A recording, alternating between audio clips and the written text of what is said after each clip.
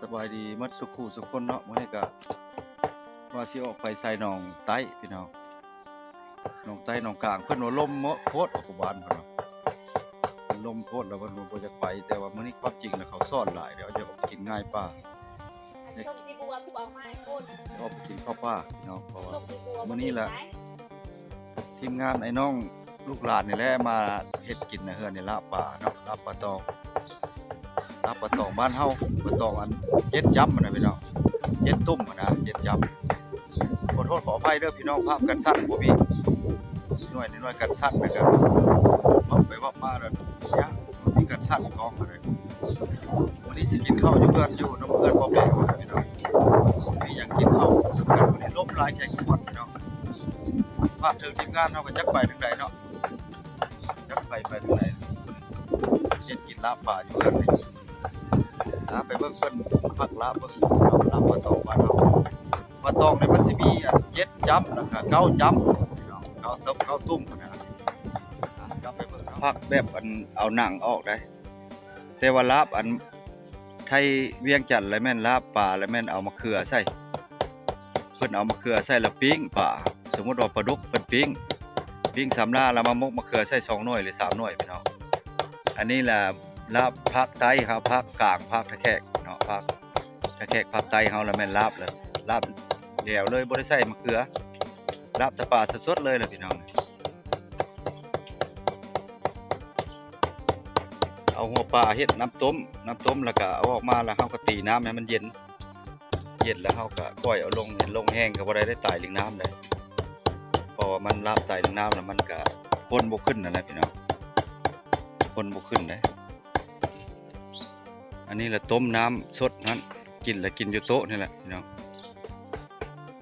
ส่วนหลายก็มันมีห่มเนาะก็บ่สู้ขาดคนเนาะอยู่เฮือนนี่ก็พี่น้องชาวไทยมาก็มาแวะคือกันหลายคนอยู่มาแวะกันเลย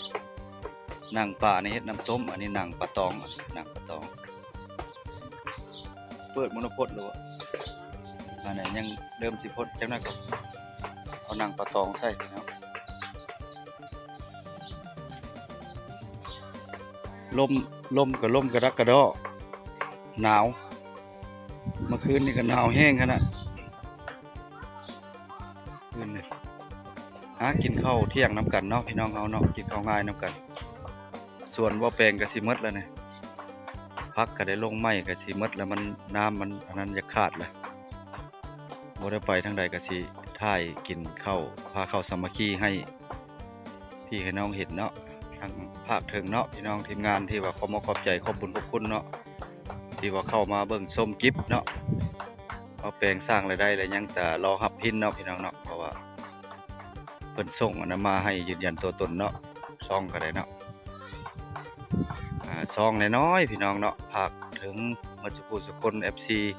ติดตามเก่าติดตามใหม่เข้ามาติดตามส้มเนาะที่ว่ากิฟเนื้อหาบ่มีเนื้อหาสาระปานใดก็ขอโทษขออภัยพี่น้องเนาะเพราะว่ามันก็บ่ได้ไปนำหลายเวียกหลายงานมักสุดขีดเนาะแต่ว่าทางช่อง YouTube นี่ก็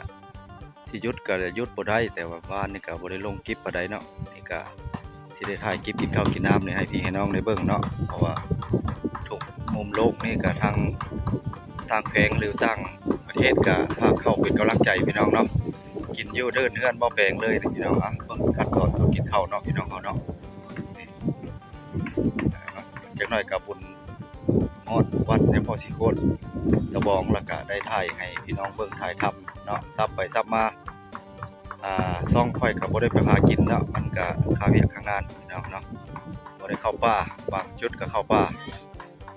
ติดตามเบิ่งพี่น้องติดตามปลาตองปลาตอง7แต้มมันมี9แต้มครับ7แต้ม9แต้ม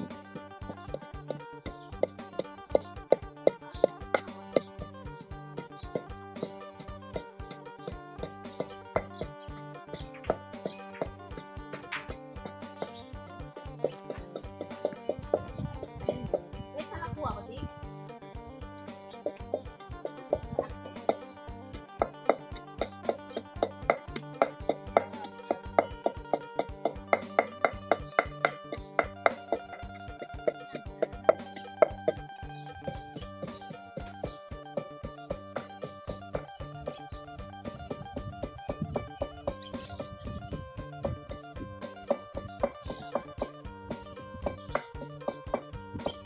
ผักกระเดาบ้านเฮาพี่น้อง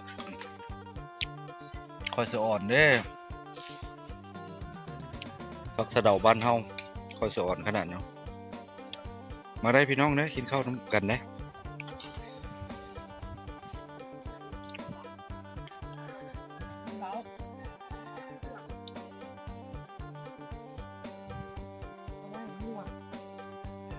ตำมือกับบุญ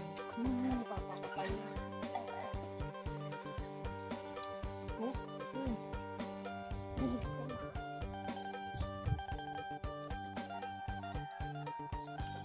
ผักกระเดาขาดบ่ได้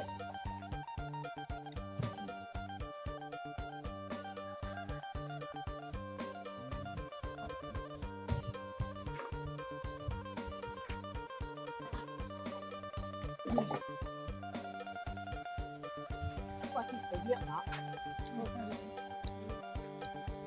เข้ากับมาขี้พี่น้องวันเสาร์อย่าลืมอย่าพลาดไปเจอกันอยู่หนองทุกเดี๋ยวมันขึ้นกับ2ห้องครับไปพุ่นผ้าป่าใหญ่เป็นงานใหญ่อลังการเนาะเพราะว่าหมดแขกขมวนนี่เข้าไปในหนองทุกน้ำก็กว้างบักใหญ่สิถ่ายให้เบิ่งพี่น้องเนาะสิได้ไปวันเสาร์นี่ล่ะสิไปเนาะหนองทุกไปทางหินบูนทางเมื่อเวียงจันทน์พี่น้องถ่ายเล่นทางเล็กที่13นั่นแหละไปเบิ่งกว้างหนองนะกว้างบ่มีไฟพุดเลยสุดยอดของคนโดนพี่น้องคนโดนน้ำโดนมันตกแต่แล้วมันขึ้นมาแต่หนองนั่นก็ซักซิดส่วนหลายก็แม่นมือผ้าป่าแล้วมันคึ้มแล้วก็คือฝนสิตกถ้าเฮ็ดบ่ถึกก็แม่นฝนตกแน่นอน